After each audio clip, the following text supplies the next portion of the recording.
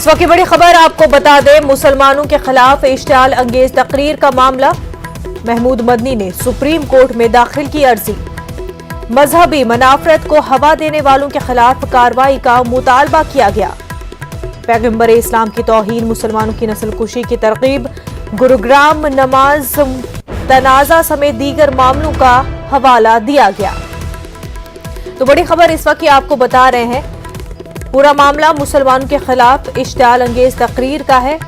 महमूद मदनी ने supreme court में अर्जी दाखिल की है। मजहबी मनाफरत को हवा देने वालों के खिलाफ कार्रवाई का मुतालबा किया गया है। इस अर्जी में पैगंबर इस्लाम की तौहीन, मुसलमानों की नस्ल कुशी की तरकीब, गुरुग्राम नमाज तनाजा समेत दीगर मामलों का अर्जी में हवाला दिया गया है।